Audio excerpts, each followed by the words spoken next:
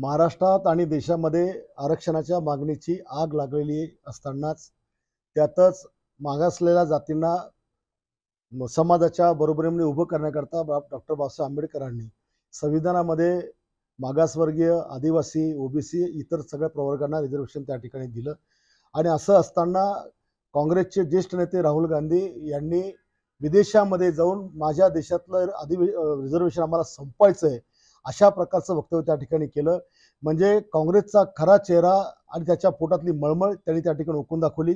लोकसभेच्या निवडणुकीमध्ये संविधान धोक्यात आहे, संविधानामध्ये हे आपलं आरक्षण संपवणार आहे असा फेक निगेटिव्ह नेरेटिव्ह ठेवून त्यांनी समाजाची मतं घेतली आणि आज ते आरक्षण संपवण्याची भाषा करून आलेत। म्हणजे 100% त्यांना मागासवर्गीयांचं, आदिवासींचं, ओबीसींचं सगळ्यांचं आरक्षण त्या ठिकाणी संपवायचं आहे। या राहुल गांधींनी हे जे शब्द बोलला की आम्हाला आरक्षण संपवायचं आहे, माझं आव्हान आहे की या राहुल गांधीची जो जीभ छाटेल त्याला 11 लाखाचं बक्षीस मी माझ्या वतीने त्या ठिकाणी देईल। राज्यात मराठा आरक्षण मिळेल का? आता मराठा आरक्षण आणि धनगर आरक्षण मागणी होत असतानाच राहुल गांधी त्यांना आरक्षण मिळण्यापूर्वी म्हणतात आम्हाला आरक्षण संपवायचं आहे। म्हणजे एकीकडे विधानसभेत लोकसभेत त्यांची मदत घ्यायची, दुसरीकडे आरक्षण संपवण्याची त्यांचं षडयंत्र रचायचं। याचा अर्थ हे सगळ्या समाजाला धोका देणार आहे।